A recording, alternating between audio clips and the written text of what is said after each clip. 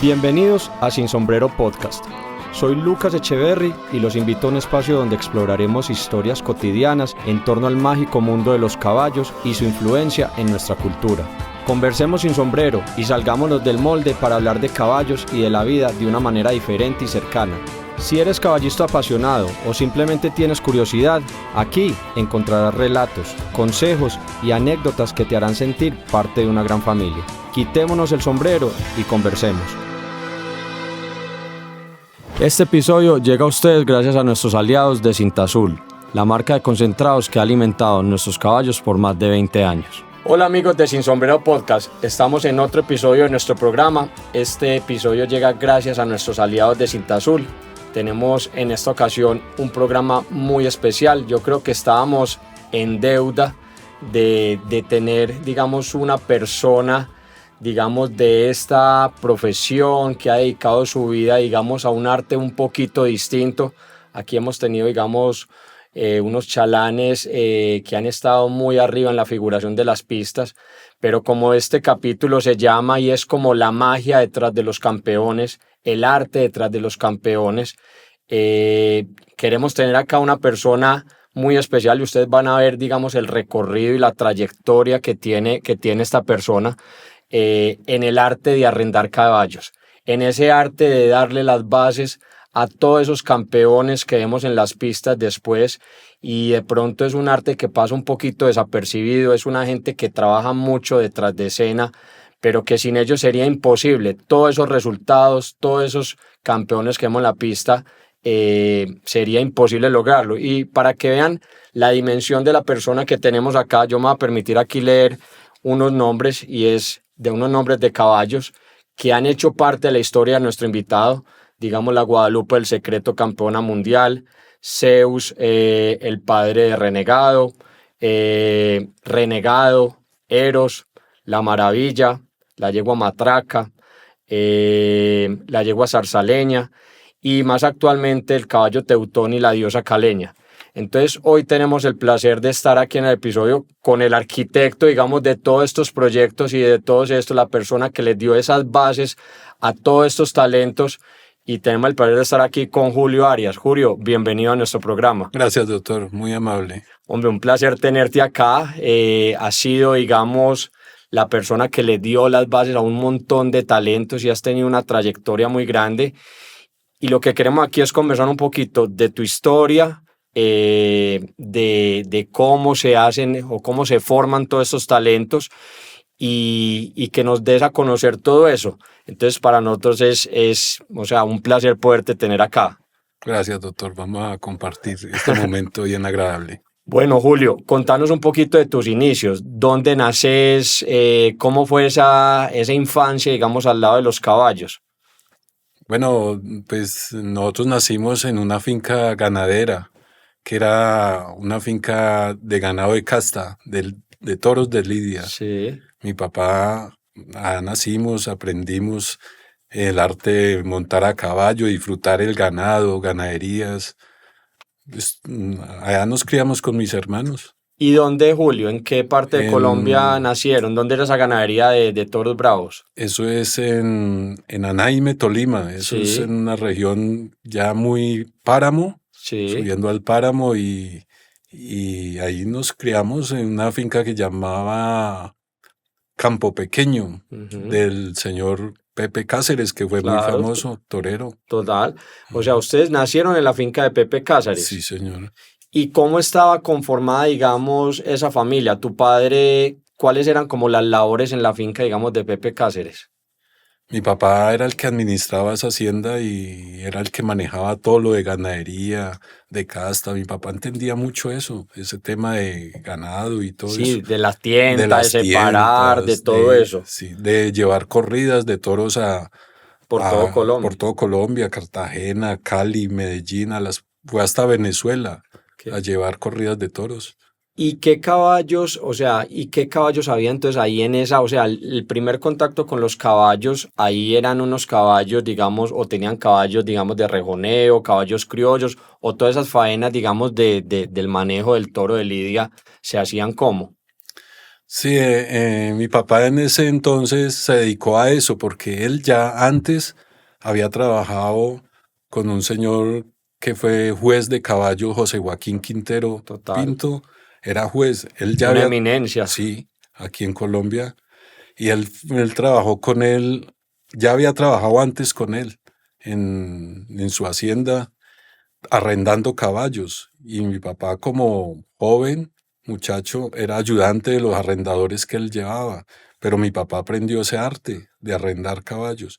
Después él se separó de él y se fue a trabajar con don Pepe Cáceres, que era socio de don Joaquín Quintero.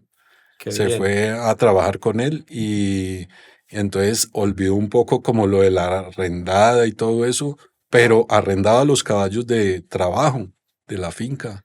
O sea, claro, entonces venís de un padre arrendador que ya después, digamos, desarrolló otra faceta en el tema de la ganadería de De la Lidia y ganadería se de volvió lidia. o sea, el administrador de confianza, digamos, de Pepe Cáceres.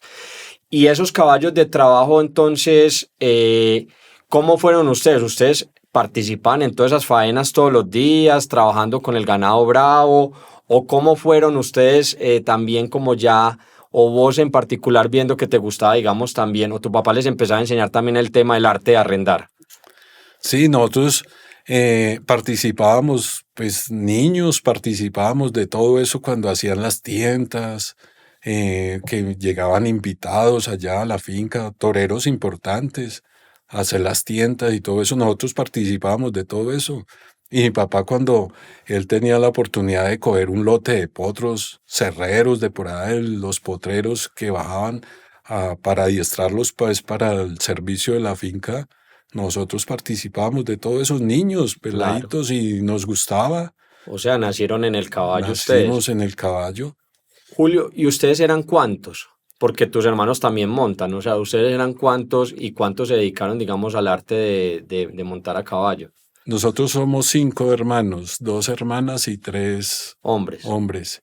Y pues todos tres nos dedicamos al arte del caballo, que eso fue lo que mi papá nos enseñó y tuvimos como ese gusto de darle a él, de hacer lo que De, él claro. sabía y que nos enseñó, porque él nos enseñó esto. O sea, tu hermano que es Juan Carlos y tu otro hermano, ¿cómo se llama? Roberto Carlos Arias Roberto. llama él y Ney Y Ney, Arias. ok. Y ellos, o sea, todos, digamos, todos vamos a montar y tu papá, digamos, bueno, me salieron los tres hijos montadores. Le dimos ese gusto a mi papá, sí. Sí. Bueno, y después entonces ya vas creciendo, como, digamos, listo, el primer maestro que tenés en tu vida obviamente es tu padre, Sí. y ya después cuáles son ese camino que vas recorriendo, Julio. Siguen recorriendo al lado de tu padre, después se mueven para otra parte, o sea, ¿qué otras, o sea, cómo va evolucionando esa carrera tuya y ese crecimiento? Sí, nosotros, ya después de que mi papá se retiró de la finca y todo eso, él se dedicó nos fuimos para el pueblo de Anaime Sí. y él ahí se dedicó a arrendar caballos y le llegaban a él caballos para arrendar de toda la veredas, de todo el territorio ahí de la región. Ujú. Entonces nosotros, yo particularmente como era el mayor de los hombres, entonces a mí me tocaba ayudarle a él a coger caballos cerreros y nos íbamos A a trabajar. trabajar y mi papá me daba las primeras bases y yo era un muchacho pues habilidoso y me le montaba los caballos cerreros y prácticamente salvajes, eran unos caballos salvajes. ¿Y qué tipo de caballo era Julio en ese entonces? ¿Había caballitos buenos los que llegaban allá al pueblo o era caballo de trabajo? ¿Había caballitos ya también como para la, pues digamos, la pista en ese momento? O qué tipo de caballos eran? No, habían caballos de para trabajo y Sí. habían caballos, por ejemplo, don Joaquín Quintero. En ese tiempo, como mi papá se instaló en el pueblo, ahí en un coliseíto que había, don Joaquín le mandaba los caballos a él Mm, para que le arrendara esos caballos de la finca, de los mandaba claro, para de la allá, cría de él. de la cría de él. De los últimos que ya iba criando porque ya como que iba ya terminando el proceso don Joaquín también. Y recordás algo, digamos, de esos dos personajes, digamos, tan influyentes que te tocaron a un muy joven que uno le quedan grabados, digamos, ¿qué enseñanzas te dejó tu padre, digamos, ahí en esas primeras, en los temas de la doma y todo eso, y José Joaquín Quintero también si en algún momento te hablaba algunas cosas y te quedaban como esas cosas que yo digo, "Uy, yo de ellos recuerdo como estas enseñanzas". No, muchas, pues de mi papá muchas enseñanzas tengo, muchas. Él me enseñó cómo empezar un caballo, cómo tratarlo. Y de don Joaquín, pues yo me acuerdo de él, el señor, pero era un señor muy sabio, es un señor muy sabio en esto de los caballos. Había un caballo que él tenía que llamaba Botafogo, Ujú. que fue conocido a nivel nacional. Sí. Y ese señor llegaba a la finca, me acuerdo yo, llegaba a la finca, el caballo vivía en una pesebrerita y tenía un corral, ahí lo soltaban en el día. Y él llegaba y iba a la pesebrera, ahí al corral, lo sobaba sin coger el caballo, lo sobaba y lo sacaba para la calle, Sí. para las carreteras, detrás el caballo Lo de él, seguía. lo seguía. Y era un caballo que el señor le daba la orden que le diera la mano a una persona y el caballo le estiraba a su mano, Sí. le daba la orden de que dejara montar un niño, lo montaban sin coger el caballo, sin ponerle en una jáquima ni nada, montaban el niño y el caballo seguía al señor por el camino, Tenía una conexión y lo sí, tenía, ese señor o era muy sea, sabio al lado ok. de los caballos. Julio, ¿y qué diferente, o sea, digamos en tu forma de trabajar hoy, qué diferencia hay en lo que, digamos, esas bases que te dio tu papá, conservan mucho eso y digamos, a través del tiempo le has ido metiendo otras cosas o digamos que la estructura sigue siendo la misma? No, eso, como todo va evolucionando y eso, hoy en día el arreglo ha evolucionado mucho. Que si uno guarda sus enseñanzas principales son muy importantes. La base, Y, y en esa base, digamos, fundamentales, claro, el arreglo va evolucionando todo eso, pero en esas bases que vos dijeras, no sé, la paciencia, entender el caballo, o en ese tiempo era una doma un poquito más violenta, o tu papá, ¿cuál era el estilo, digamos, de trabajar que a vos te entregó? sí, lo que pasa es que en ese tiempo los caballos eran más salvajes. Ok, No eran domesticados como hoy en día.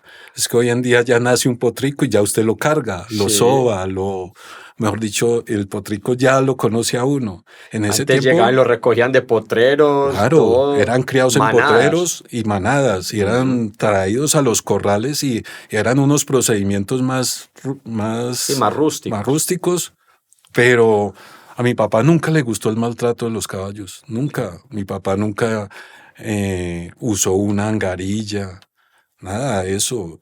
Se usaban las sueltas porque eran caballos que la verdad tocaba. Ujú. Y es que eran salvajes, eran arisquísimos y bravos también.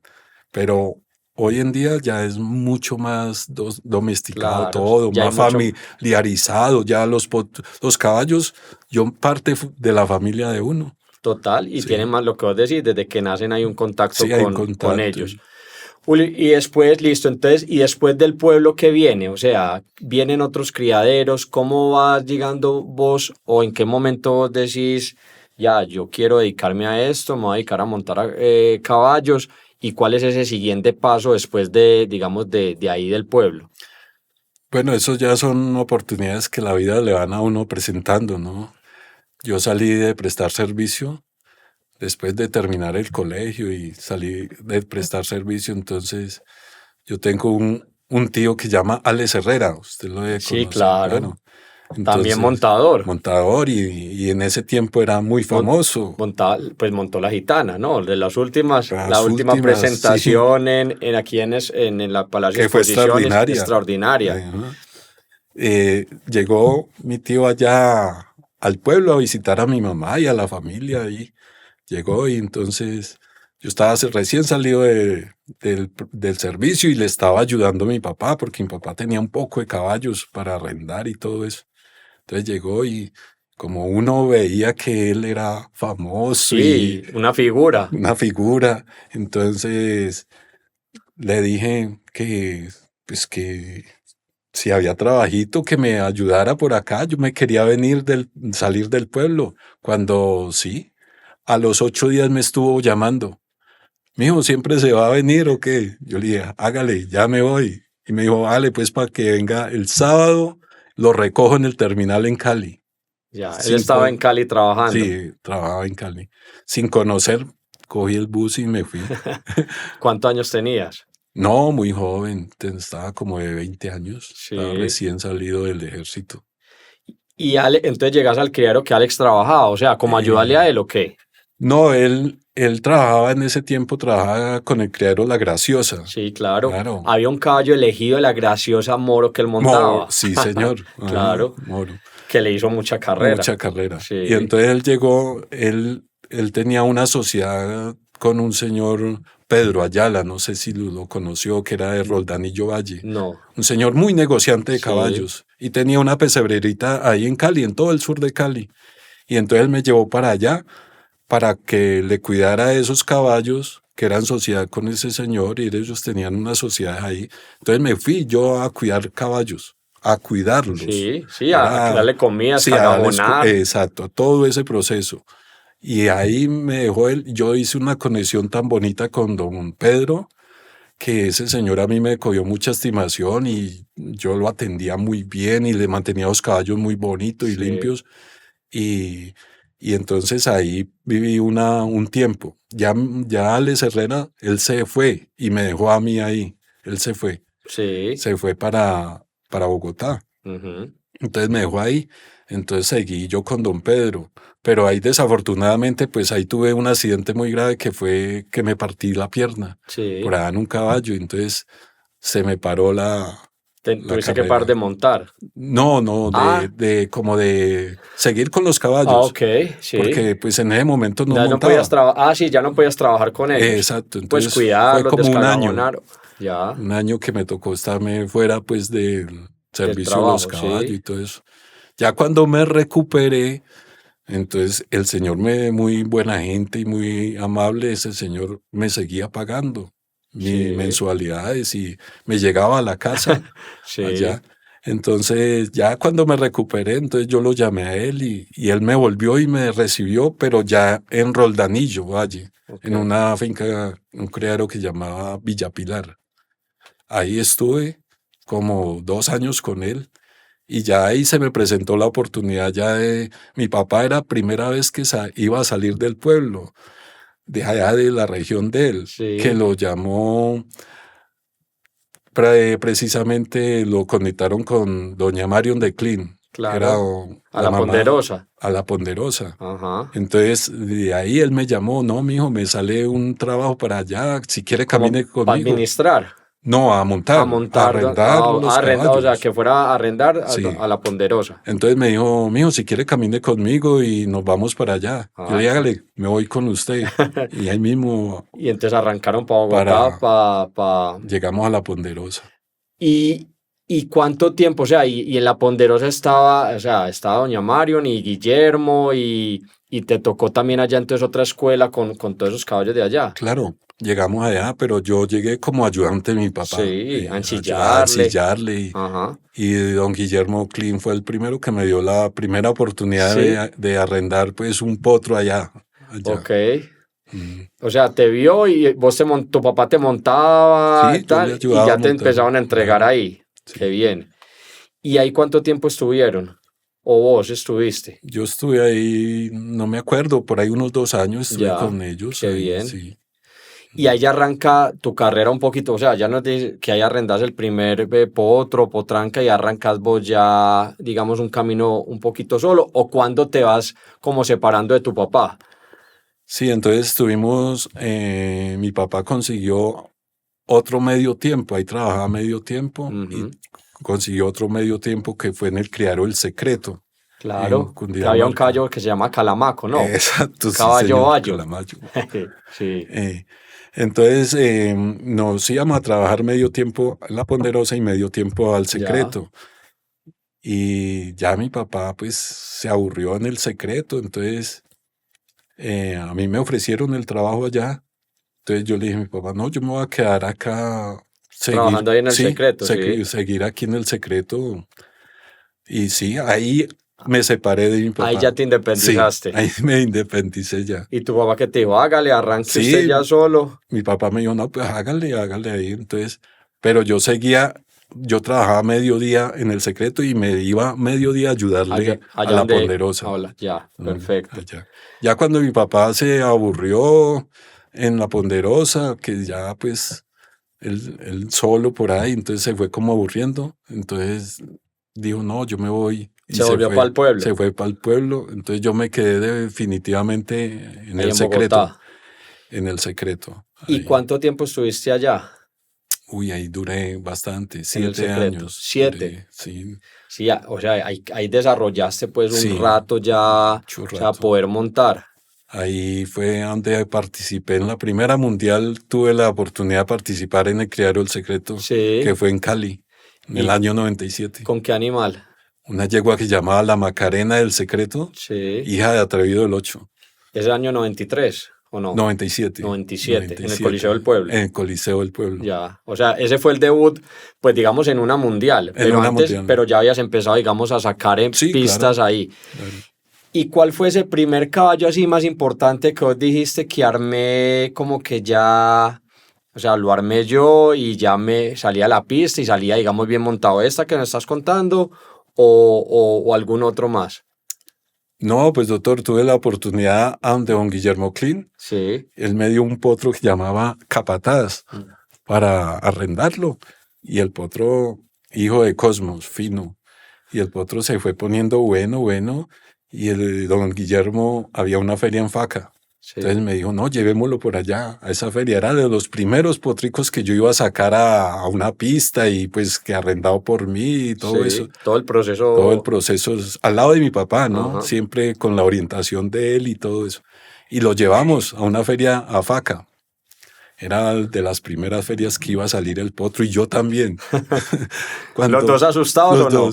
Pues no estábamos tan asustados, la verdad, no, porque ese potro ese día hizo una presentación tan inolvidable que a mí nunca se me olvida. Ese potro ganó sobrado allá, quedó campeón en esa feria. Es el hijo de Cosmos. Hijo de Cosmos. Ya. Y tuvimos esa oportunidad, ahí fue donde empecé a sacar. Y vos en la pista, digamos, ese debut tranquilo, porque, o sea, toda la gente te ve y sos muy tranquilo, pero en la pista también, o sea, no te pones muy nervioso, o ese debut sí da un poquito de susto, ¿no? Pues no es que uno se asuste, sino que esto hay veces da mucha ansiedad. Porque usted no sabe cómo va a salir ese caballo ese día. Esto es, sí, ya es una foto distinta al del criadero. Uno los días antes, ay, Dios quiera que me salga bueno. Y así nos pasa a todos, yo creo. Claro. Eso es ansiedad. Julio, y ya después del secreto viene la etapa del Valle. O del criadero La Leyenda. O en qué momento volvés, digamos, otra vez al Valle. Después del secreto nació pues que se hizo esa yegua Guadalupe, que fue ahí en el secreto. Claro, la campeona mundial. O sea, que ahorita que hablábamos de esos caballos que habías armado, esa la arrendaste vos también y ella queda campeona mundial aquí en Medellín. Aquí en Medellín, montada por el señor Carlos Mario Herrera, aquí en Medellín. Entonces, después de esa yegua arrendada, se presentó al propietario, se le presentó un negocio muy grande, que fue la compra de esa yegua con la mamá y otros hermanos al Criadero La Leyenda. Ok, o sea, el Criadero La Leyenda le compra al secreto un bloque de animales y ahí se va, digamos, la Guadalupe y otros animales. Y ahí montaba, en ese tiempo, La Leyenda montaba a Alex Herrera. ¿Tu tío? Mi tío. Entonces, fueron y miraron todos los caballos, los potros, y me compraron a mí también. Digamos, no, mándeme también a Julio. Véngase para acá también. Sí. Entonces, me fui para allá. Bueno, y entonces ahí llegas a La Leyenda, que me imagino que en ese momento era de uno de los criaderos más importantes de Colombia. Sí. O sea, con un montón de estrellas. Y llegas a La Leyenda y ¿qué caballos te encontrás allá? O sea, ¿qué caballos había ahí, Julio? Como cuando pues unos caballos importantes que había ahí en el momento. Había un caballo que llamaba Imperio, El Trotón, el hijo de Duelo. El hijo de Duelo. Hermano completo de la Tongolele. Exacto. Sí. Había... Que fue campeón mundial también. En Tampa, creo que en Tampa, sí, señor. Uh-huh. Estaba una yegua la trilladora de la Argelia, sí. que otro chadora, que fue muy importante también. Después compraron a Zeus. O sea, Zeus, para que la gente Zeus es Zeus de Alejandría. Zeus de Alejandría. Que Zeus en la Mundial de Medellín, esa que estábamos hablando también ahora aquí en la Mundial de Medellín, yo creo que él queda mejor potro en proceso, algo así. Era el hijo como los hijos mayores de Relicario y salió y pues, o sea, de esos potros que salen y distintos y todo, y ahí se va para el Valle. Háblanos un poquito de ese caballo, porque ese caballo, digamos, muere joven Julio, pero deja, digamos, unos caballos muy importantes y se convierte en un reproductor muy importante. Vos llegaste allá y cómo era Zeus. Contanos un poquito de la historia de Zeus. Bueno, ese era un caballo muy imperativo. El caballo era muy bonito. Sí, era muy lindo, muy parecido al papá, a Relicario. A Relicario, pero era un caballo grande. Sí. Ajá. Muy bonito. Era muy imperativo en la pesebrera, muy ansioso, pero era un caballo muy bueno. Sí. Y entonces ahí lo empezaron a montar y el caballo, sí, iba bien en su carrera. Cuando de pronto el caballo amaneció un día que le dolían las manitos y se infosuró. Él tuvo una laminitis muy tremenda que el caballo se alcanzó a tirar al suelo. Pero el caballo le hicieron unos tratamientos bien eficaces que lo sacaron adelante. El caballo lo sacaron adelante. Después de esa enfermedad del caballo, a mí me dijeron, monte usted ese caballo. Y sí, yo lo empecé a montar suave y a sacarlo adelante otra vez. El caballo iba respondiendo muy bien. Que el caballo respondió también que llegó el tiempo de la Mundial aquí en Medellín y el caballo, me dijeron, Julio, pásele ese caballo a Carlos Hernán Perea, trabajaba ahí. Sí. Páseselo a él para ver si lo llevamos a la Mundial. Sí. Faltaba por ahí un mes. Cuando este muchacho le montó de caballo, el caballo era impresionante. Extraordinario. Era impresionante el caballo, como caminaba. El caballo había cogido una fortaleza otra vez y un apoyo en esa boquita, pero bonito. El caballo lucía que estaba en el momento, era cónsul, que ganaba. Claro. Es que, entonces porque es que en el Iván de Bedú hubo la Mundial y antes una nacional, una nacional y ahí fue entonces donde se lo compraron para el Valle, que aquí señor. Ganó y ya después entonces eso es lo que nos estás contando, él se enferma y ya lo iban a volver a traer, sí, en ese momento, en esa Mundial aquí en Medellín, pues Cónsul era el favorito, incluso aparece también mensaje San Esteban en la primera enfrenada que termina siendo el campeón. Sí, señor. Y entonces, o sea, Zeus venía para acá y estaba súper preparado y estaba en un momento buenísimo. Sí, muy bueno. El caballo en ese momento cuando este muchacho le montó de caballo extraordinario, todo el mundo lo veíamos para venir a pelear, a hacer la pelea. Sino que el caballo ya pues, como venía de esa enfermedad, ya el caballo pues no aguantaba como tanto exigencia de pronto. Y el caballo llegó aquí, pues no hizo así como una presentación muy buena, no, pero caballo volvió y se recuperó. ¿Y qué tipo de caballo era ese? Porque digamos muchas de las líneas hoy, Julio, pues digamos la línea Renegado, la línea Eros están muy vigentes a través de muchos de sus hijos. Entonces uno quisiera, como la gente que no tuvo la posibilidad de ver ese caballo, ya no has dicho, era un caballo de buen brío, rápido. O sea, ¿cuáles eran como las características digamos, de Zeus, vos que lo pudiste montar? Sí, no, el caballo lo hacía bien, el caballo era un caballo de buena voluntad, no exagerado, pero era de muy buena voluntad. Un brío justo. Esa línea no era la más patuda. Exacto. Exactamente. Muy truchador. Pero animales que daban buen arreglo, que se dejaban como trabajar, o cómo eran en ese sistema, por ejemplo, por la boca y todo eso. Esa raza no ha sido una raza como muy potente por la boca, ¿no? Ha sido muy suave, una boca muy suavecita.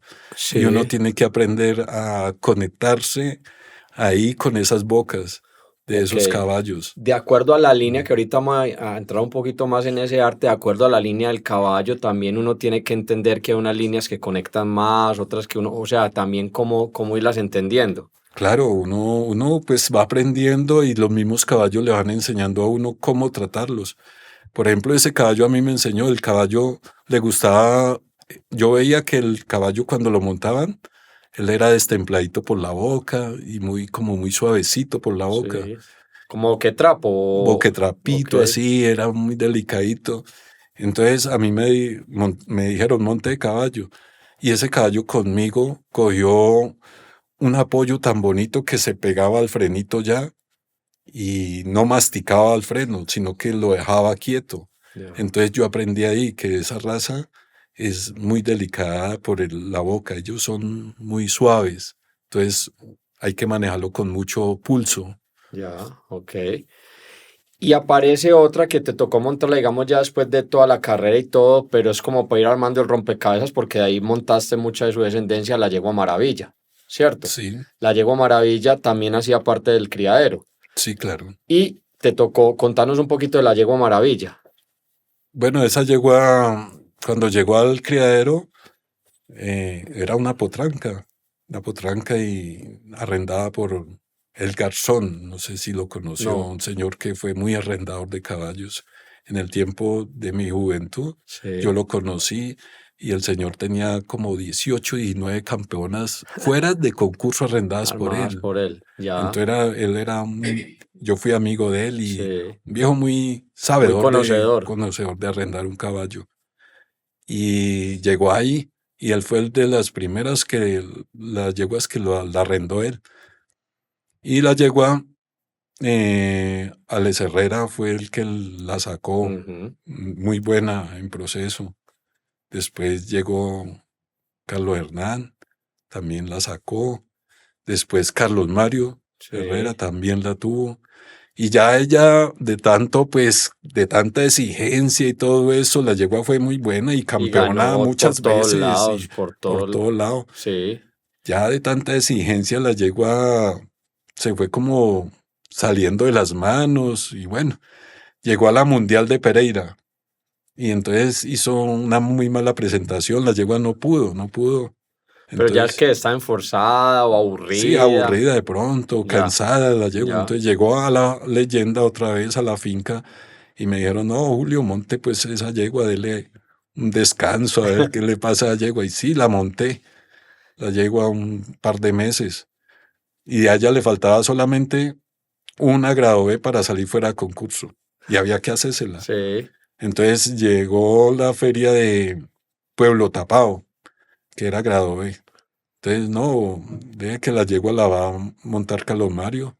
Entonces sí, y Carlos Mario la llevó, y esa yegua salió tan extraordinaria, ya la vi yo. sí. Esa yegua, pero haciendo el oficio, no, eso ganó Y ahí se ganó sobrada, sobra y y allá hizo el ya fuera de hizo concurso. el fuera de concurso la yegua, Bueno, entonces en el criadero empiezan a cruzar, obviamente, a Zeus con la con la maravilla, maravilla. y ahí ya vienen, digamos, a vos te toca, digamos, hablemos primero un poquito de Renegado. O sea, porque Renegado entonces nace allá y Renegado te toca toda, o sea, vos arrendás a Renegado.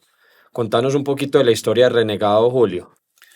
Bueno, habían dos potros que eran hijos de la maravilla, que era Renegado y Cacique Junior. Sí, Sí, que ese era Cacique, con Cacique de Caramanta. Caramanta. Sí, Entonces estaban esos dos potros. perdóname, que se termina siendo el padre de la Galilea y la Traviesa. Exactamente, sí, Ok, señor.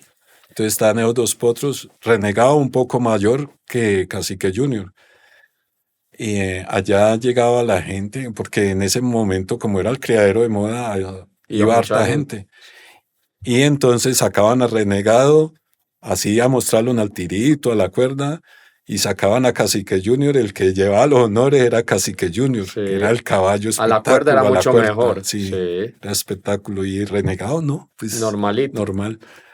Entonces se empezó Renegado. Cuando llegó el tiempo de empezarlo y todo, es un caballo muy bonito, lindo, de buen tamaño. Y el caballo se empezó normal en el torno y bien, cuando ese caballo, de pronto en una semana, 2 semanas, montándole el muchacho así, pues el Desde el piso. ayudante, desde el piso cabresteando ese caballo, había un señor en ese momento mirándolo, un señor que había llegado a mirar caballos y ese caballo hizo una vuelta al torno que pues no se la habíamos visto nunca a ningún caballo. Dijo ese señor, uy, eso es mucho caballo, ese caballo va a ser de los grandes. Y ese caballo fue así. Cuando él mostró esas primeras vueltas. O sea, lo empezaste y ya, o sea, es que mira, Julio, lo que es importante es que la cuerda es una cosa, digamos, los delfines de pronto evalúan más la cuerda y todo, pero, o sea, un caballo vuelve a nacer en la silla, o sea, porque es que la cuerda te muestra unas cosas y ya la silla es como la realidad. Sí, claro. De la cuerda a la silla, un paso muy grande. Y entonces Renegado, ¿y qué características de caballo, digamos, pues ya lo vimos después mucho, pero digamos condiciones especiales que vos dijeras en el arreglo de Renegado, a él le gustaba esto, o yo lo tenía que manejar así, o por dónde me le fui metiendo, porque ustedes, digamos, van estudiando los caballos, ¿qué características recordás, digamos, especiales de Renegado?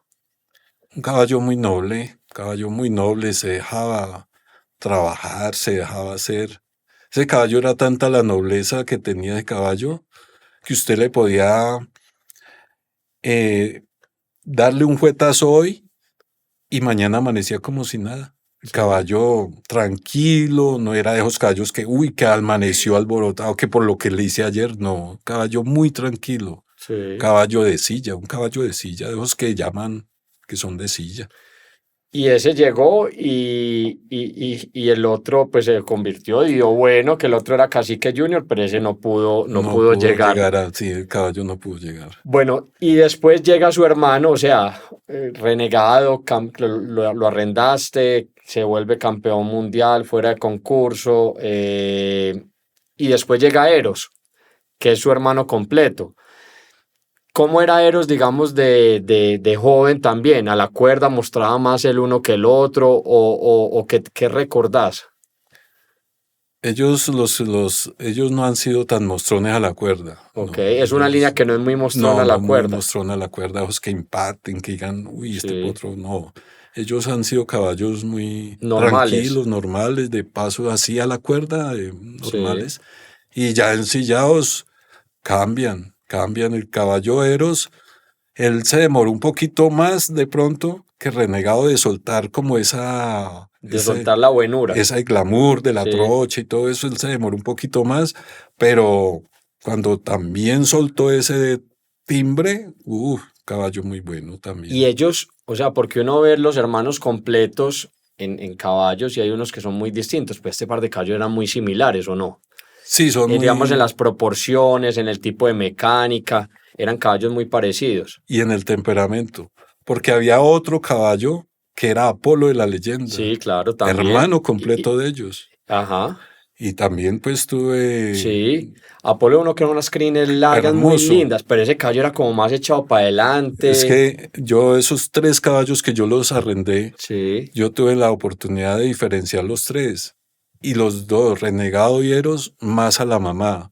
Apolo, más al papá. Qué Un bien. caballo más así, más extrovertido, Sí. más Y uno lo veía como más imperativo. Sí, potente, como sí. más echado para adelante. Más delicado, el caballo Sí. para el manejo, un caballo. Más delicado decís es que hay que tenerlo como más Sí, suave, o más sea, no se suave. podía exigir, los otros eran los caballos con un brío, digamos, justo que había que, o sea, los podías exigir de una manera distinta, era un caballo que con este tenías que como ir más suave, ¿ok?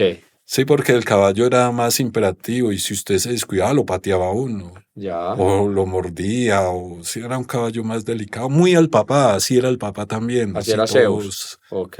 mm. Los otros dos, sí a la mamá, más calmados, más tranquilos, se dejaban.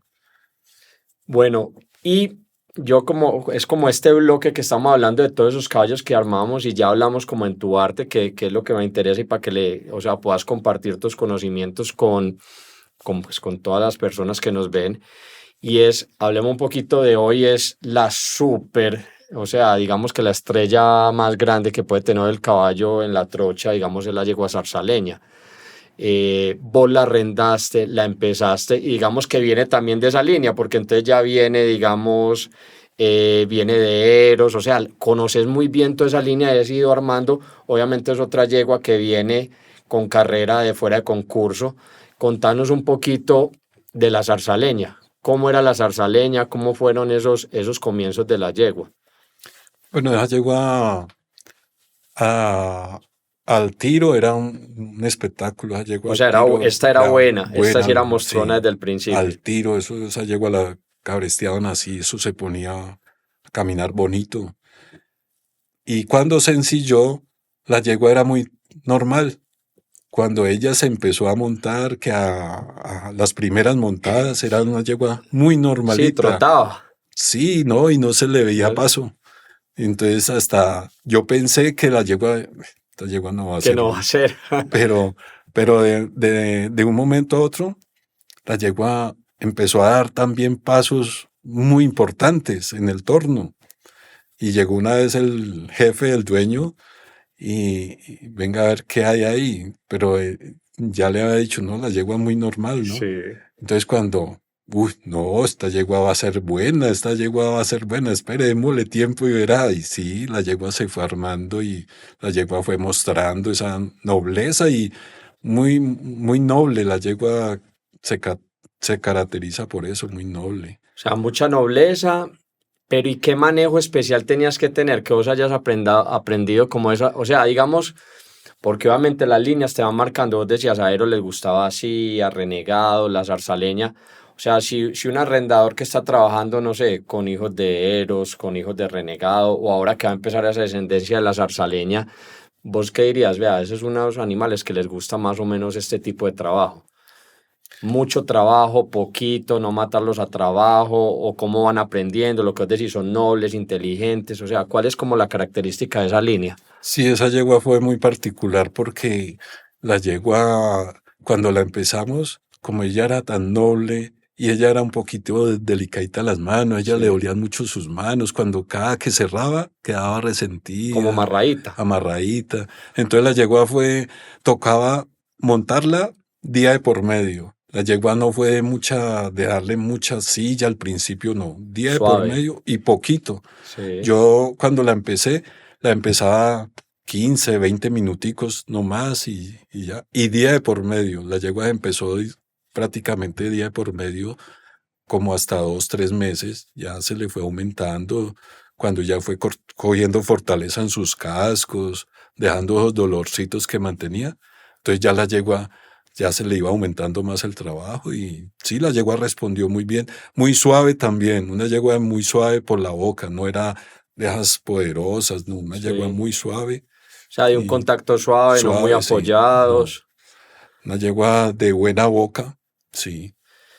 Y en estos días, o sea, cuento aquí un poquito la anécdota, y es porque Esteban Velázquez, el loco, hizo una publicación en Instagram de la comparación ahorita en Feria de Flores, que salió el cambio de dirección, que salió de la tormenta con la zarzaleña. Y él llegó y te etiquetó a vos y decía como que, o sea, esa rienda que cogieron esos animales y son como esas enseñanzas que vos les dejaste, o sea, también permiten esos triunfos ahí en la pista, o sea, y es un reconocimiento muy bonito porque cuando, o sea, vos y yo nos conocimos y pues que la gente como lo sepa, o sea, nosotros, Esteban me dijo a mí, Lucas, vos como para tu proyecto necesitas uno de los mejores arrendadores de este país y uno de los mejores arrendadores es Julio Arias. Me lo dijo a mí Esteban así, me dijo, la rienda que pone Julio Arias es para toda la vida. Y nosotros pues hoy contamos con la suerte de que vos hagas parte del proyecto de Dos Aguas, pero eso vi que fue un reconocimiento muy bonito cuando Esteban lo puso la comparación en Feria de Flores, porque el cambio de dirección y todo eso que salió, eso son enseñanzas que le quedan a los animales de toda la vida.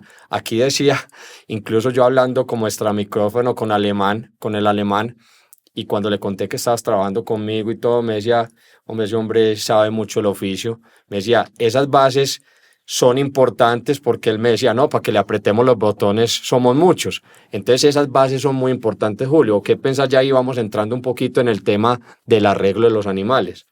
Sí, claro, no, eso es muy importante en los caballos, las primeras bases, las primeras montadas, enseñarle al caballo a girar.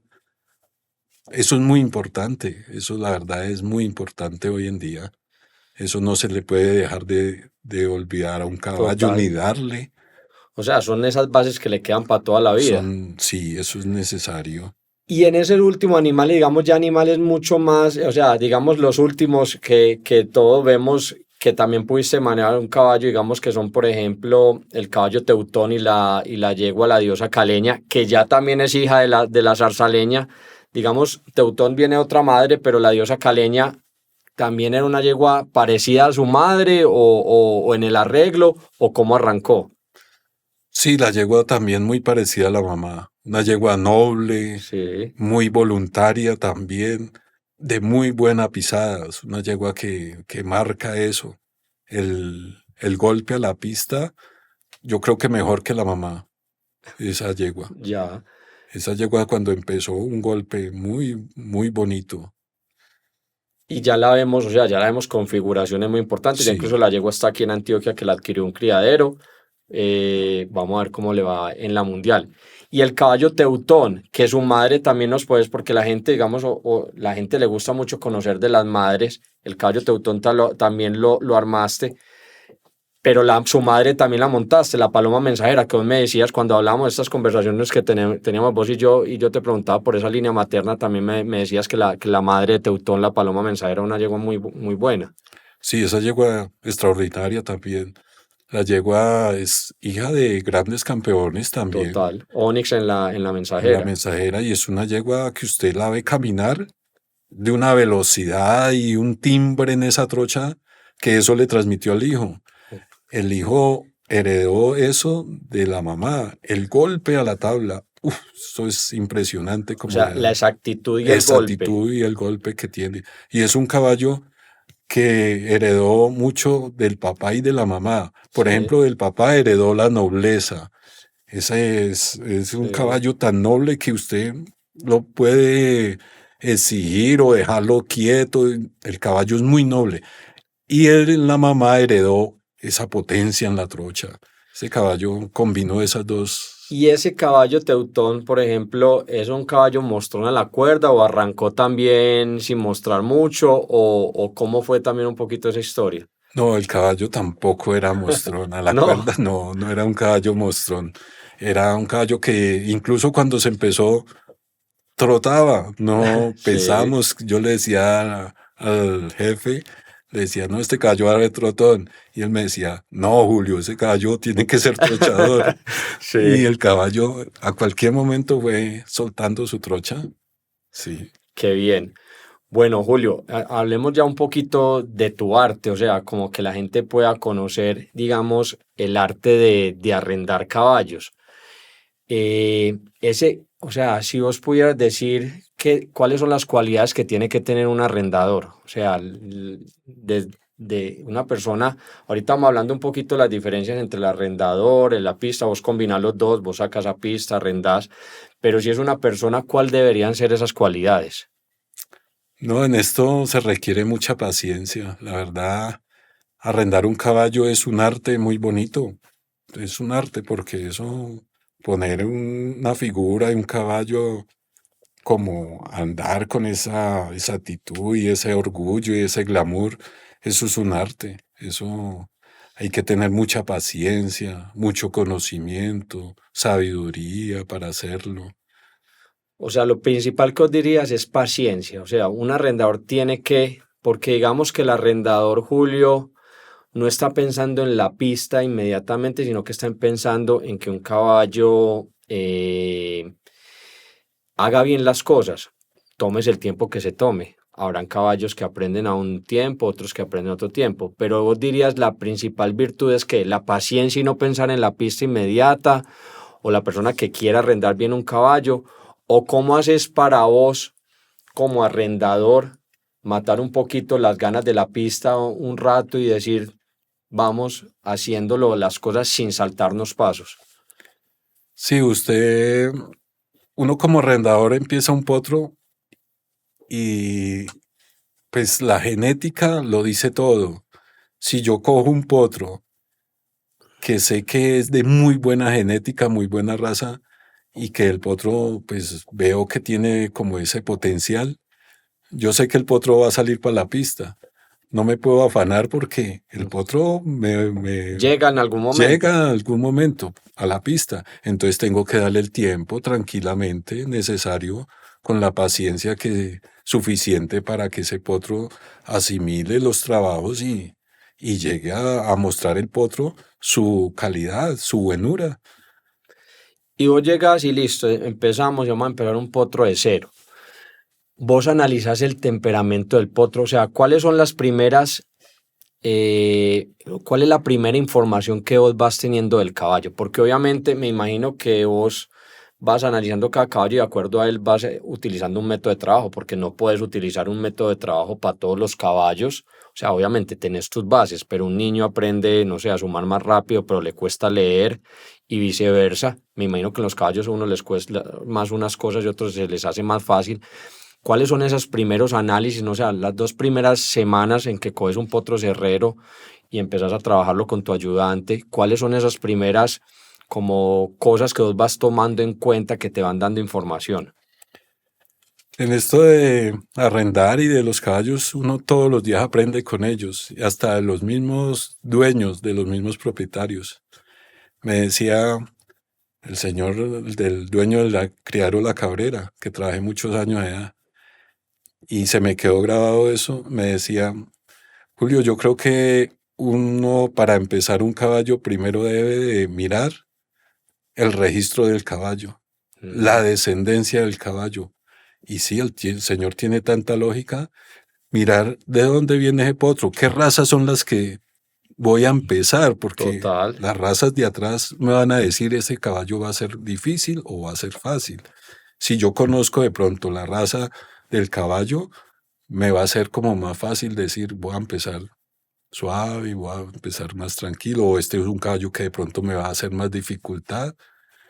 Si yo miro bien la raza y si conozco la mamá, pues mucho mejor, porque la mamá fue una yegua Claro. difícil.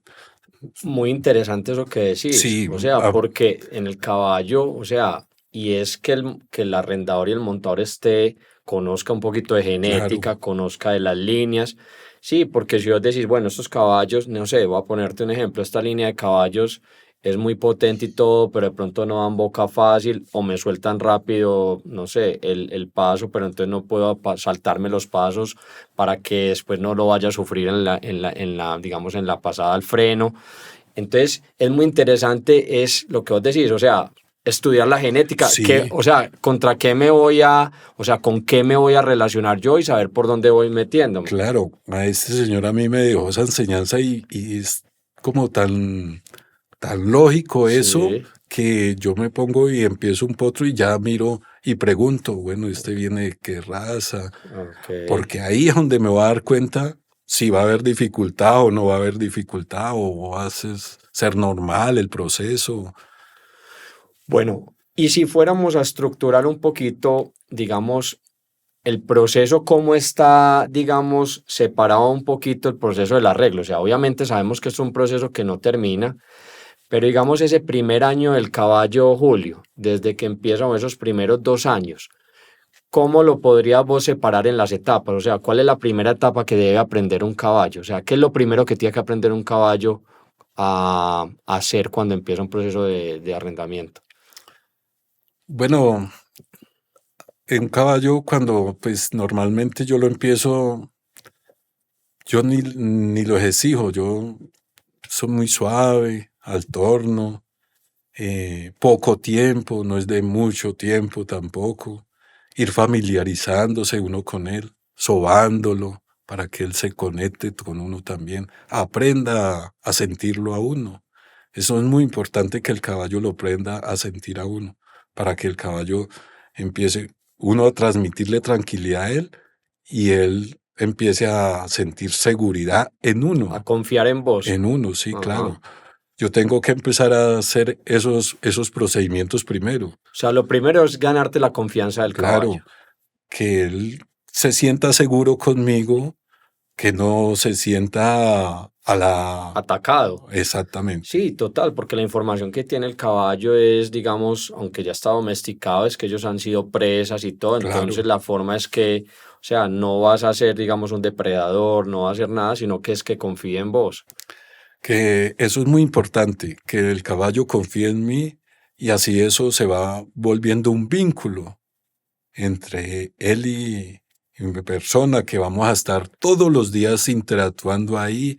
Entonces eso se va volviendo un vínculo que hasta el caballo al último aprende y yo creo que se siente agradable estar con uno. Claro. Lo mismo que uno, cuando uno le coge tanto cariño a ese caballo, que uno quiere estar todos los días sobándolo, acariciándolo. Entonces, eso es muy importante. Ya vienen otras etapas del aprendizaje que ya es irlo soltando, que él vaya buscando como una libertad en el arreglo, ¿no? Pero digamos, al principio después es montársele, que él acepte, digamos, montas a tu ayudante. Esos pasos siguientes es que él acepte la montura, que acepte el ayudante. ¿Cómo se da ese otro paso? O sea, ¿cómo estaríamos estructurado? Que te coja confianza y ya después mostrarle los aparejos todos de montar, todo. ¿Cómo se da eso? Sí, bueno, viene ya el proceso de descosquillarlo, de decir vamos a desensibilizarlo, el caballo, y de mostrarle lo que va a llevar. Ujú. Siempre le Lo que digo, va a utilizar en su vida. yo le digo al caballo, esto es lo que le toca llevar siempre de aquí en adelante, en el Sí. lomo. Ajá. Entonces lo que es la alfombra, la silla, empieza uno a mostrársela, a tener los contactos con ella, el caballo que sienta la silla y ya viene el proceso ya de montar el ayudante, suave, que el caballo no se vaya a poner nervioso, que esté tranquilo. Empieza Y uno al principio, Julio, o sea, el ayudante es una persona liviana, o sea, montan, livianita, ¿cierto? claro. A mí me gusta siempre el ayudante que esté livianito, claro, un muchacho Flaquito. joven, flaquito, sí. Sí, porque es necesario, claro, Claro. son potros que Sí, que no están acostumbrados a llevar un no, y peso en que no el lomo. están todavía Por, desarrollados. exacto. Y listo, y viene entonces ese proceso, y ya después, ¿cuáles son las primeras instrucciones que el caballo debe aprender? No sé, parar, cejar, quebrar, o sea, ¿cuáles son esas, como esa estructura de o sea, cuáles son las primeras, digamos, instrucciones que aprende el caballo? Bueno, después de ponerle la silla y de montar el muchacho, hay que enseñarle a que el caballo rompa, que vaya en el círculo rompiendo con sus aperos nuevos, porque él nunca ha sentido eso. Entonces hay que Ujú. enseñarle, Que lo toque por todos lados, claro, los y que él estribos. corra con eso. Eso Ujú. es como, por ejemplo, usted va a hacer una carrera y se va a poner unos zapatos nuevos, pues usted no ha corrido con ellos, tiene que empezar a como a asimilarlos. Claro. Así es lo mismo, el caballo eh, se le pone la silla y él como nunca la ha sentido, hay que él corra con su silla para que la sienta en el lomo y todos Sí. esos aperos pegaran. Desensibilizarlo un Exacto. poquito. Entonces él tiene que aprender a correr con esa silla, a correr al torno. Ya Julio, viene, perdóname, y empezar siempre en el torno. O sea, tu herramienta para empezar los potros es el torno. ¿Y cómo funcionaba antes el madrino? ¿O cómo fue cambiando eso un poquito de acuerdo a la experiencia que tenías, digamos, la enseñanza de tu padre hasta lo que llegaste, digamos, hoy? ¿O cómo ha sido como implementando todos esos conceptos? sí, antes, eh, como le dije, todo va evolucionando, ¿no? Entonces, en los tiempos de mi papá no había el torno, no habían los coliseos, no No, habían las estructuras que hoy en día hay. no había picaderos, No, nada. eran potreros, corrales grandes y con un botalón y ahí tocaba, Ujú. amarraba al aire libre y hoy en día no, en el torno se hace fácil y es más práctico. No necesita usted hoy en día ya ni madrino. Usted los va sacando de cabresto y ellos van aprendiendo a salir solos. No hay problema. No he tenido pues el problema Ya. de antes había que usar mucho madrino, hoy en día Ujú. no. Ya en Pues, el torno trabajás, ahí los trabaja empezás y y ahí empezás toda esta primera etapa. sí. y ahí se van sacando. Ya cuando el muchacho empieza a montárseles, ya uno los empieza a sacar de cabresto y enseñarles el camino y uno se vuelve madrino de ellos. Ya. Detrás de uno se van ellos. Y después, ¿qué deben aprender? Listo, entonces, descosquillar, ¿cuáles son las primeras? O sea, primero, entonces, que rompan o que empiecen, ¿cierto? A asimilar, sentir, ir para sí. adelante, o sea, o cómo le enseñas, primero ir para adelante, cuando empiezan, digamos, frenes, eje, quiebre. Eso es un proceso, digamos, este es un proceso que ¿cuánto tiempo te lleva más o menos este proceso inicial? No, una semana no Ya, es mucho. ok. Ya viene el proceso de enseñarle a parar al potro, Ujú. de enseñarle a parar y el proceso de flexionar su cuello. Esos son procesos que no son muy demorados, pero hay que hacérselos, ¿no? Ujú. Enseñarle a parar al caballo en el momento que usted le dé la orden y enseñarle a voltear en el momento de que usted le da la orden, enseñarle a flexionar en el momento que usted le dé la orden también. Esos son procesos que hay que hacer, no son demorados tampoco, porque un caballo inteligentemente le aprende a uno rápido Sí. esos pasos. ¿Y qué de esos pasos se tiene que hacer bien cuando decís, o sea, que le quede grabado siempre y que quede bien hecha la tarea es que un caballo pare bien, ceje, quiebre? O sea, ¿cuáles son las, o sea, digamos, las recomendaciones que vos darías en ese tema? ¿O trabajas mucho con la pierna o es con la mano con el bozal? O sea, ¿qué cosas, o inclinas el cuerpo? No sé, ¿qué cosas utilizas vos que vos digas para que el ejercicio y para que esos comandos que le vas a enseñar al potro pues le queden de por vida? Sí, eso tiene una forma y es el pulso de uno. Todo va en el pulso de las manos de uno. Si yo hago presión a la rienda, el caballo se va a acostumbrar a eso, que en el momento de que yo le indique al caballo que paró, yo le presiono la rienda y con el cuerpo también le ayudo, ¿no? Entonces ellos empiezan como a asimilar eso, se meten eso a la cabeza. Entonces, Contacto y le ayudo. O sea, sí, contacto en la contacto mano y le ayudo. y uno le ayuda con el cuerpo. Obviamente inicialmente solo va del bozal, no hay nada en la boca. No, solo el bozal. Ok. Es necesario y es muy importante el bozal, los primeros paradas, flexionarlo del bozal. Y en nuestra doma, digamos la doma criolla colombiana, ¿por qué es tan importante las flexiones hacia los lados, Julio? O sea, ¿qué logras vos con eso? O sea, cuando estás flexibilizando el cuello de un caballo, ¿qué logras, digamos, que hace después que sea tan importante en el arreglo de nuestro caballo? Eso es muy importante porque el caballo aprende a girar. Si usted flexiona el cuello, el caballo empieza a mover sus manos y aprende a girar. Pues he escuchado y eso hay muchos métodos, ¿no? Donde hay gente que no le flexiona el cuello al caballo. He escuchado decir, pero pues en nuestro método Total, ¿no? totalmente ha Siempre se sido, tiene que hacer siempre, sí, flexionado. siempre O sea, y eso hace parte de que él aprenda a girar, a manejar los hombros, a también manejar las patas. O sea, todo ese trabajo de ustedes también lo van articulando. sí, eso es un método muy importante que hay que hacerle, la flexión del cuello a los caballos y enseñarles a girar. Eso es una rutina que hay que hacerles a diario. Ok.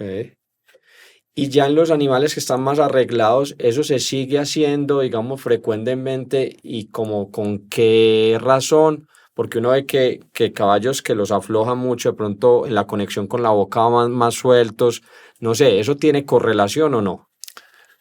Sí, porque eso es como una rutina a diario. Eso es Sí, como, por ejemplo, una gimnasia, una gimnasia, un jugador. Si no sí, deja de unos hacer los estiramientos. ejercicios que debe de hacer, pues yo creo que no va a poder desarrollar lo que Claro, físicamente le van a exigir. Debe de hacer esos ejercicios. Hay caballos, yo me acuerdo tanto de un caballo que se llama Cacique Caramanta. sí, Cacique Caramanta era un caballo de que para sacarlo a la pista ya viejo el caballo y tocaba flexionarle mucho el Sí, cuello. claro. Yo veía, Es casi que estaba también allá en la leyenda. estuvo en la Sí, leyenda. claro. Entonces, son caballos, son ejercicios que no se les debe dejar hacer a un caballo, Sí. ¿sí? Para usted mantenerlo en forma y para mantenerlo bien en actividad. Julio, ¿y cuándo empezás? Entonces, ¿cuándo es el contacto? Di listo, pasemos a otra etapa. ¿Y cuándo empezás el caballo? ¿Cuándo empieza a recibir algo en la boca? ¿Y empezás con un bocadito de cabuya? ¿Te gusta el filete? ¿O en qué momento ves que el caballo ya está preparado para recibir algo en la boca?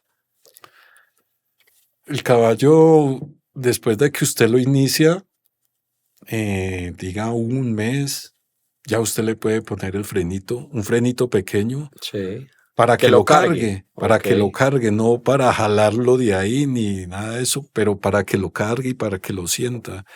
El caballo usted lo puede empezar, un potro usted lo puede empezar, a los 8 días le puede poner el freno. Desde que usted no lo jale ni lo toque el frenito para que lo cargue, no le va a pasar nada. O sea, va el freno puesto sin la falsa Sin la rienda. falsa rienda ni nada para que lo cargue y el caballo, eso no va a ser violento para él desde que usted no lo jale ni nada de eso, no va a tener miedo, nada de eso, porque eso es normal para el caballo ponerle un freno y de ahí se va familiarizando el Ujú. caballo con ese freno. O Es sea, de una, no hay necesidad del bocadito de cabuya que utilizaban. A usted de una le puede poner el freno que lo vaya cargando. cargando, sí. Nosotros, pues en la escuela de nosotros, a nosotros no nos enseñaron a amarrarle la boca a un caballo. Nunca. No, nunca, mi papá nunca lo utilizó ni nada de eso. Bueno, ¿y al cuánto tiempo, digamos más o menos del inicio, eh, se le pone, digamos, la falsa rienda? Y empieza medio, o sea, ¿cómo es ese inicio con la falsa rienda? ¿Cuándo empieza, digamos, a tener lo que vos decís con una mano? Esto es como, me imagino, tocar un instrumento, o sea, las manos de ustedes, o sea, tienen una sensibilidad única y un talento único, pero ¿cómo es ese inicio con la, digamos, con la falsa rienda? Usted le va poniendo su falsa al freno, ya el caballo después de que tenga un buen bozal, un buen manejo en el bozal, una buena dirección en el bozal, ya usted le va poniendo su falsa al freno y el caballo no necesariamente lo voy a manejar del freno. Voy a tener una ayuda que es el bozal y el freno. Y un buen bozal, Julio, es que, o sea, ya lo acabaste más o menos de explicar, pero es que del bozal el que haga todos los comandos, Claro, quiebre, plante, vaya claro, para adelante, todo. claro. No Eso se vaya, es que pierda un poquito de poder, o sea, que no se vaya de frente, o cuál es, o sea, ¿qué es tener un buen bozal? un buen bozal, es una buena dirección. Ok, Eso como la es dirección del carro. exactamente. Si usted tiene un buen bozal, usted le enseña, esa es la dirección y le enseña a dirigir ese caballo. Y ese caballo aprende los contactos, a ir bien aquí con su bozal, bien dirigido, que el caballo no vaya a mirar por allá otras cosas, que esté pendiente de usted, Concentrado. concentrado en lo que va a hacer. Ujú. Ahí es un buen bozal. Entonces, de ahí el caballo va cogiendo esa seriedad y esa dedicación para trabajar. Eso es el bozal es muy importante. Y el inicio entonces a tocar la boca, ¿cómo se debe hacer? ¿Cómo es cuando ya entonces empezás a, o sea, también le tenés que ir dando como un poquito de toque en la boca y de contacto en la boca? ¿Cómo debe ser? Claro,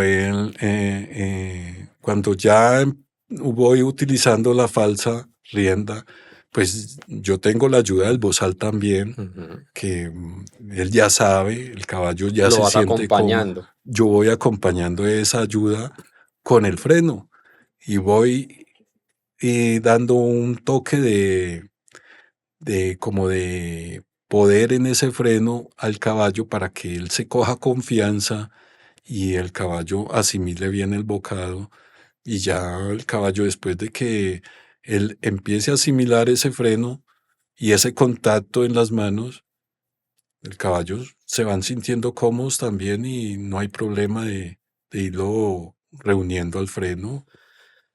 Listo. O sea, el freno ya qué información le empieza a dar, obviamente después de ahí es donde se va a conducir el caballo, pero inicialmente, ¿qué le va dando al caballo? ¿Te ayuda como a reunirlo o la ayuda del freno inicialmente en el proceso de adiestramiento? ¿Cuál es digamos, en esa situación que el freno ahí mismo te ayuda?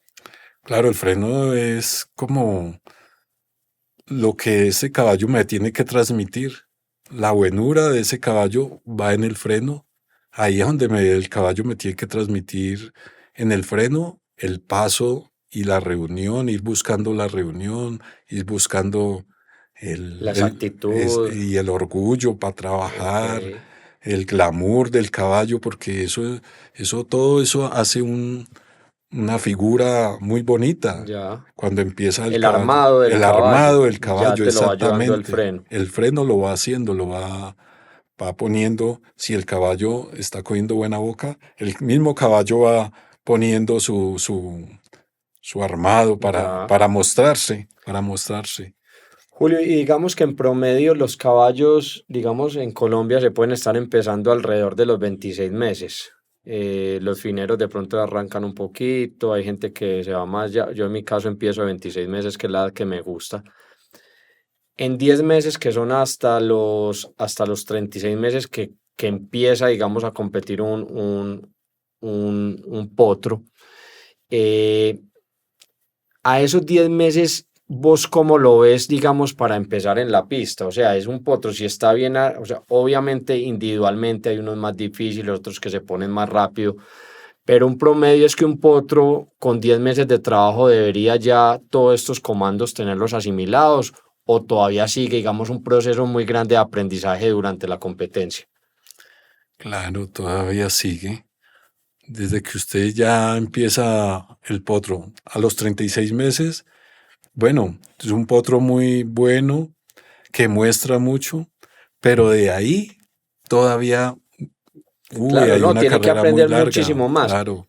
Pero en estas situaciones, digamos, como básicas de, digamos, esa escuela primaria, por decirlo así, él debería ir ya estar, si se empezó bien y todo eso, él debería estar asimilado, lo que decimos, ir de frente, frenar, quebrar, toda esta cosa, si se llevó bien, debería estar, digamos, bien afianzado ya Sí, claro, en los 10 sí, meses. claro.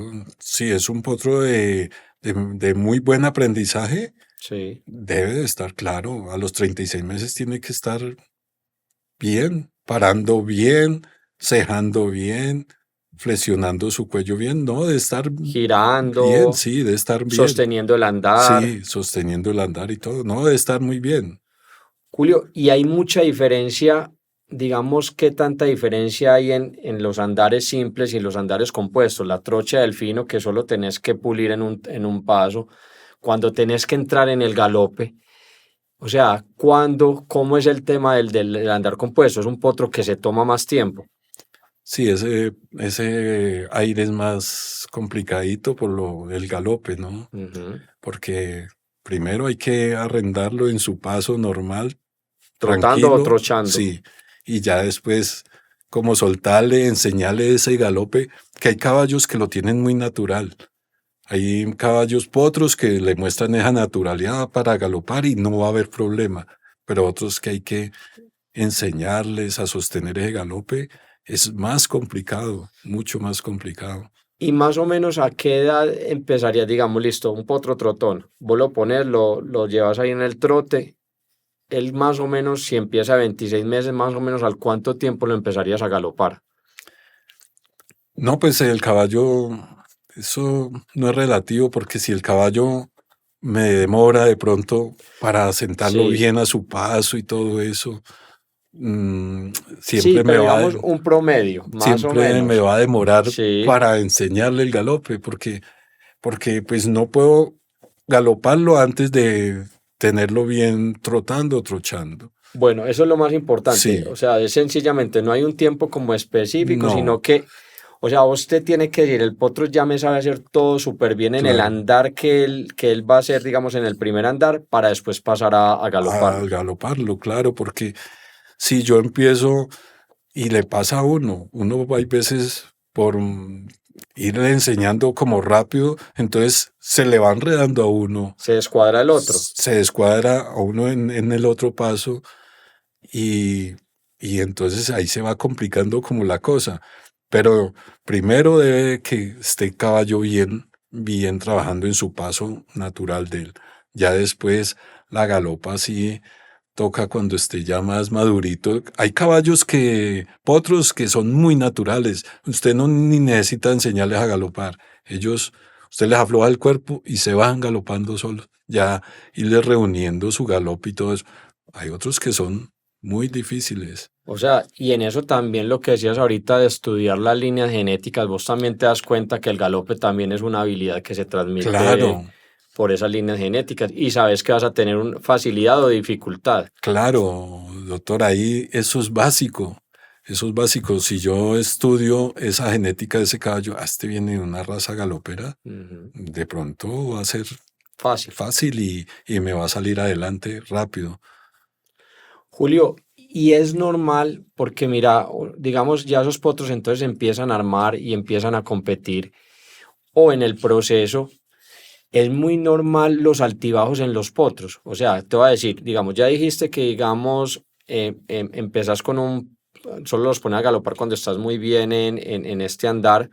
No sé, los empezás a galopar y ahí se te desmejoran un poquito en el otro andar o cómo vas, o esa mezcla cómo se va haciendo. Sí, ahí es complicadito porque ellos hay veces se le van como descuadrando uno, pero yo siempre he dicho, y pues siempre lo he pensado, el caballo no hay que aburrirlo, ¿no? Si yo empiezo el potro, por ejemplo, el potro está muy bien trochando o trotando y me toca empezarlo a galopar. Si yo veo que el potro, pues a mi conocimiento, veo que el potro es fácil de galopar y todo eso, no darle mucho galope, Ujú. poco galope para que el caballo como que no vaya olvidando su Ya, anterior el otro paso. andar, ok. Claro, entonces poco galope, si yo lo voy soltando suave, tranquilo, ya, poquito galope, el caballo va asimilando eso. Julio, y es normal que el potro, o sea, esos potros que uno los ve un día, no sé, los viste muy buenos y al mes ellos bajan, es normal que el potro vaya subiendo y bajando en su rendimiento, porque obviamente está en un proceso de aprendizaje de eso que uno llega y los dice, uy, este es muy bueno y ya mostró, pero después llegan y bajan o después se ponen en una meseta. O sea, es normal que o sea, que el propietario también entienda que esos potros tienen como altibajos, obviamente porque están en formación. Sí, eso es normal, que el potro tenga sus altibajos. Eso, hay veces el potro empiezan a mostrar y de pronto se estancan Ujú. o O empiezan como bajan. a bajar, pero ahí es donde tiene que reinar la paciencia del chalán y la paciencia del propietario, del creador, porque si de pronto está ahí como estancado, pues habrá que buscar como otras formas de decir, no, dejémoslo descansar más bien para que el potro como que se desaburra y eso es Sí, y no acelerar los procesos, o sea, exacto. o seguir, digamos, arrendando y él de pronto después vuelve y sube, o sea, es normal o sea, lo que vos decís es muy, muy, muy importante. O sea, qué tanto influye el propietario en el desarrollo de un caballo? Y me da para hacerte esa pregunta. O sea, ¿qué tanto influye, no sé, el conocedor, el que el propietario sea conocedor o tenga paciencia o sepa un poquito de todos estos procesos en que un caballo pueda tener éxito? Sí, yo siempre he dicho que el buen arrendador y el buen chalán debe tener mucha paciencia. Lo mismo el criador. El criador debe tener una paciencia también extrema porque nacer un potro y verlo nacer y criarlo con esa expectativa de que su potro va a ser bueno y de pronto llegar a la silla y verlo las primeras montajes y no mostrar eso que de pronto quiere ver. Hay que tener paciencia, ¿cierto? Para que ese potro, a ver si más adelante desarrolla lo que de verdaderamente va a ser. Y eso es verídico porque por experiencia lo digo. Cuando se empezó la zarzaleña o aeros, que no eran potros tan mostrones, ¿y qué tocó hacer? Paciencia, paciencia hasta que la verdad, si usted tiene esa fe en su potro de que va a ser bueno, puede llegar a ser Y la bueno. genética y eso. Pero hay que tener la paciencia del lado de allá y del lado de acá. Claro, y yo lo digo pues como criador, uno como que le nace, uno preña una yegua, le nace un potro y de ahí a que se empiece son 3 años. Y en ese proceso uno como que el criador tiene la paciencia, pero cuando uno empieza el potro, uno ahí ya 6 meses le parece mucho o un año le parece mucho, o sea, es como que se le acortan los tiempos y la ansiedad de la pista y todo eso empieza como a presionar y ahí es donde cometemos los errores. Claro. No, para mí es básico la paciencia en ambas partes.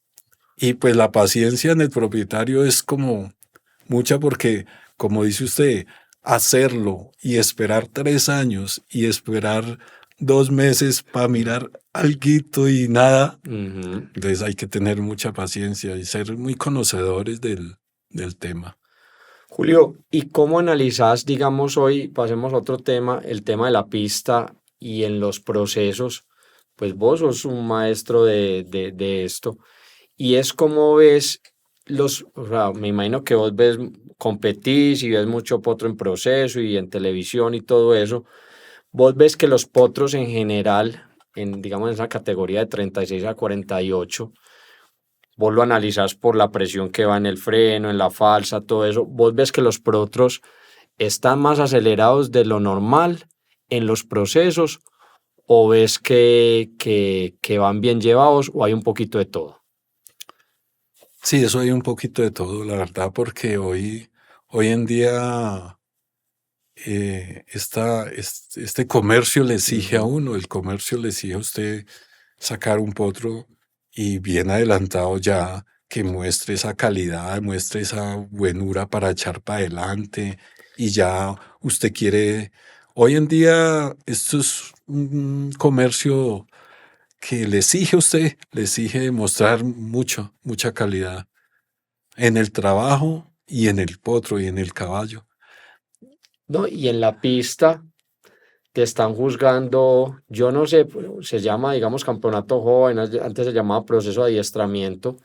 Si uno decía proceso de adiestramiento, ¿qué tanto ves vos que los jueces juzgan el adiestramiento y más no los movimientos? O sea, porque, no sé, te voy a poner hipotéticamente un potro que está trochando a 1000, pero va totalmente cargado de la boca, en una edad que no debería estar, con un poder de frente que vos decís, va a llegar al freno y no hay nada. Pero sí, en los movimientos está superior a un potro que va mejor en su proceso, mejor llevado. O sea, ¿cuál es el mensaje, digamos, vos de Julio Arias en el tema de juzgamiento? ¿O cómo analizas que los jueces deberían valorar un poquito más el adiestramiento? Sí, eso debería de ser como más valorado, ¿no? Porque la verdad, pues sí, sacan unos potros que pues van con todo su potencial y ganan, porque deben de ganar, porque hicieron todo bien y son los más rápidos y son los que más marcan diferencia.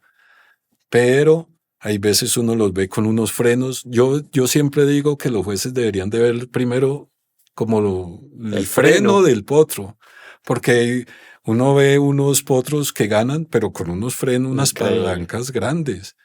Entonces no miran el potro que de pronto va como con menos presión y unos bocaditos pequeños, ¿no? Unas paticas, pues se ve por Claro. fuera que van más cómodos y pues van bien también en su proceso. Más naturales. Pero yo digo que eso debería tener muchos puntos en el proceso, el freno del caballo, el freno del potro. O una reglamentación distinta en la O medida de la exacto, pata. en la medida de la pata. Eso lo han querido implementar en los potros, pero no sé hasta dónde Ujú. han llegado. Pero sí, uno ve ganar unos potros con unos frenos grandes que ya van escogidos por él y tenidos por él. Deberían de valorar más la boca del potro Total. el, Y el y proceso de el adiestramiento, proceso. ¿cómo va? O sea, Claro. yo creo que debería, O sea, en la tabla de juzgamiento, ahí en esa competencia en especial, estás juzgando ese el adiestramiento. ¿Para qué? Porque lo que vemos, en proceso hay 40 y al freno llegan 10 o 15. Es que es claro, no es Sí, nada. no, es claro. ¿Cuánto en parte del manejo hay un potro empoderado, un potro acosado? Eso lo vemos. Y ya después remendar esos errores es muy difícil. Uy, duro, bastante difícil y duro porque ya después de que un potro le coja a usted esa presión y esas ganas porque entre más rato va a querer más explotar Sí. lo que le han enseñado y lo que de pronto va a querer ser el potro. O No le sea, va- devolver un potro es muy difícil. O sea, un potro empoderado, Julio, un potro que te pasa y coge poder en la boca, empujado. O sea, ahí esos problemas son muy difíciles de corregir. A eso hay temperamentos de los potros que no es difícil. Es difícil volverlo otra vez atrás, es difícil. O hay de mucho tiempo. Ahí sí hay que tener de pronto otra, más paciencia todavía, de decir vamos a devolver el potro. Pero pues sí, han habido casos donde se ha podido hacer. Julio, y digamos, en la mente del chalán, del arrendador, o sea, ¿qué recomendación vos le dirías? O sea, si va a arrendar, obviamente, si va a arrendar de potro y va a salir a la pista, pero es como que se olvide un poquito de la pista, eso lo hablamos un poquito al comienzo, pero, o sea, ¿qué debe ser, o sea, qué recomendación le dirías vos al chalán de pista que quiere salir tanto? No, eso pienso yo que el chalán debe conocer muy bien su potro. Eh, si ese chalán conoce bien su potro, debe de saber hasta dónde le exige. Que llegó, es que hoy en día las ferias son las más exigentes, porque, que llegó Feria Las Flores, que llegó Copa América, y toca sacarlo. Entonces, Y es imposible no apretar, sí, ¿cierto? O sea, es sí, que si estás en una pista, lo que vos decías, o sea, en la pista no te van a juzgar si hizo bonitos los sí, giros, no, bajó, no, no, o sea, tenés que apretar. toca apretar y llegar ahí donde debe haber una conexión buena entre el chalán y el caballo o el potro. No, este potro, sí, él me puede llegar a dar, entonces vamos a exigirle un poco, vamos a controlar eso, esa exigencia, a ver si el potro me responde, ¿cierto? Pero pues no llegar como a exigirlo ahí, que porque es que llegó la feria, entonces toca sacarlo. No, esa exigencia debe venir de hace muchos días atrás para ver hasta dónde puedo exigir este potro, hasta dónde me puede llegar a dar y no ir a embarrar de pronto exigiéndolo ya tan cerca a la feria. Y ya por eso, cuando decís, por ejemplo, que el potro no se aburra, ahorita decías eso en el entrenamiento previo a la feria y que las sesiones tuyas de entrenamiento pues no son muy largas, o sea, el caballo cómo aprende, aprende por repetición y cuál es tu forma de decir, hoy quiero hacer esto, logré esto, cuáles son esas formas de que el caballo, o sea, a tu manera, digamos, írtelo ganando.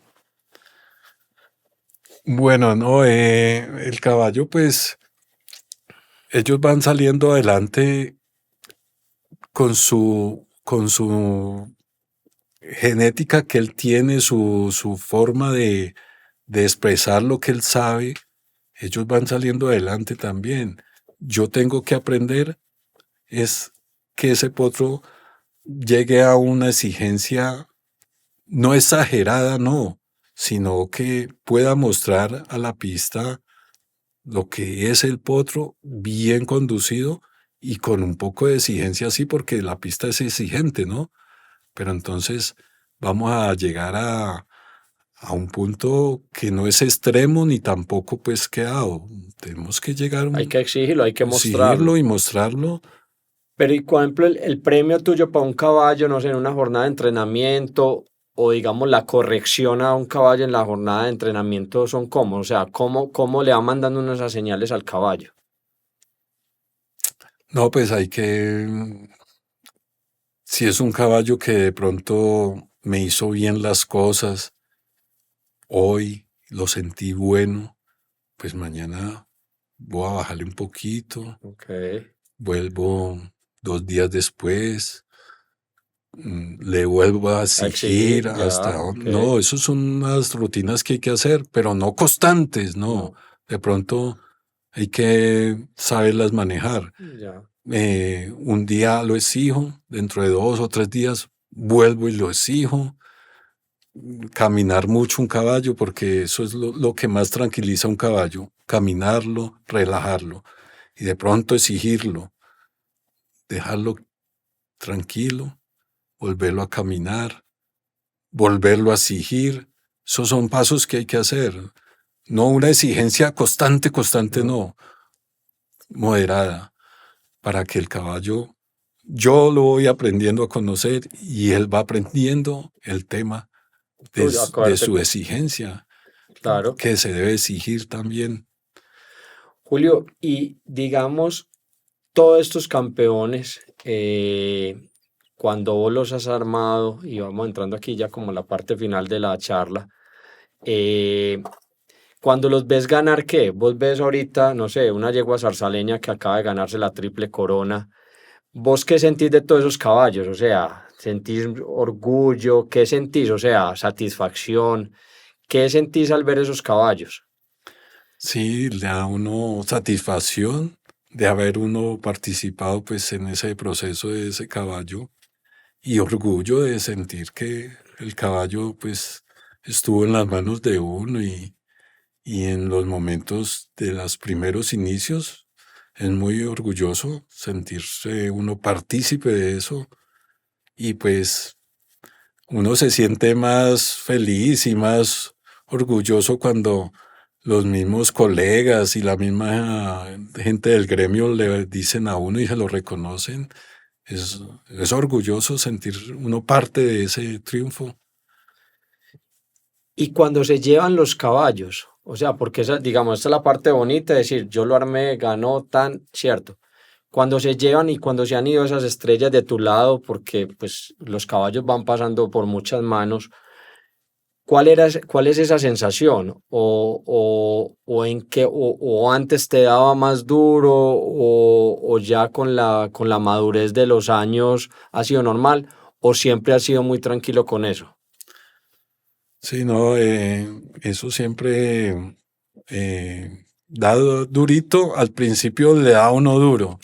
Hoy en día ya se va uno familiarizando con esos métodos, pero sí, sí es durito que ya el caballo, siendo tan bueno que uno armó, que lo van a hallar. Bueno, yo lo único que digo, Dios quiera, siga adelante el caballo, y que todo sea para bien del caballo. Pero sí le da a uno durito ver partir su alumno, preferencia. Siempre va a dar duro, eso, Sí, no, eso claro. con los años no nada, o sea, armar un caballo bueno y que se vaya, que cambie de dueño, que cambie de Claro. chalán, que cambie todo eso, siempre va a dar duro. Sí, va a haber alguna cosita Claro. que siente uno, pero bueno, para bien del caballo. Bueno, Julio, y o sea, te hago esta última pregunta y es tu familia en todo este recorrido, o sea, ¿qué es ser como, o sea, qué tan importante es la familia, digamos, en tu apoyo, en el apoyo, digamos, de un chalán, en tener que irse de una ciudad a otra, de cambiar, o sea, en los momentos difíciles, en los momentos de presión de una feria, o sea, qué tan importante es eso? Pues sí, no, la familia es muy importante, porque eso es una fuerza que le da a uno, un apoyo. Uno, pues digo yo, uno sin esa fuerza yo creo que se derrumbaría uno fácil, pero con el apoyo de ellos uno siempre es como que se hace más fuerte. No, vamos para adelante, no, sí, de pronto Para tomar las decisiones. sí se presentaron estas dificultades, pero no, vamos a seguir adelante. Entonces, hay un apoyo bastante emocional, entonces que lo ayudan a uno a sacar adelante, ¿no? Y sí, las decisiones que se toman, pues hay que tomarlas en familia, ¿no? por ejemplo, un cambio de ciudad, un cambio, todo eso es en familia, hay que tomarlo porque cuando uno ya tiene su familia, pues uno no es el que dirige, sino todos somos los que dirigimos y tenemos sus conexiones en esto, entonces hay un apoyo grande en la familia. Bueno, Julio, no, agradecerte por esta conversación maravillosa. Es un reconocimiento a vos y a todos tus colegas, como se llama el episodio, es como la magia detrás de todos esos campeones, que de pronto es un trabajo que está un poquito oculto detrás de escena, pero es la base de todo, como lo hemos visto en esto. Es un reconocimiento a tu labor, a todos tus colegas que han hecho también tantos campeones históricos. Entonces, para nosotros es un placer haberte tenido aquí, haber conversado con vos. Es un placer tenerte en el equipo de Dos Aguas. Es un privilegio que tenemos. Y bueno que podamos contar con gente de tu talento que tiene ese conocimiento tan ancestral de nuestro caballo y que lo único que va a hacer es que van a seguir saliendo muchos campeones de la mano de Julio. Julio, muchas gracias por estar acá. Bueno, doctor, yo le agradezco mucho esta oportunidad de presentarnos y de disfrutar este momento y de transmitir lo que he aprendido en mi vida y sí, muchas gracias, doctor, y Dios quiera que se nos den las cosas y ya armemos varios campeones, doctor. Así será. Sí. Bueno, amigos de Sin Sombrero Podcast, llegamos al final de otro maravilloso programa. Síganos en otro capítulo dentro de 15 días. Nos pueden ver en nuestras redes a través de Sin Sombrero, a través de Criadero Dos Aguas. Estamos en las plataformas de Spotify, de YouTube. Y chao, saludos.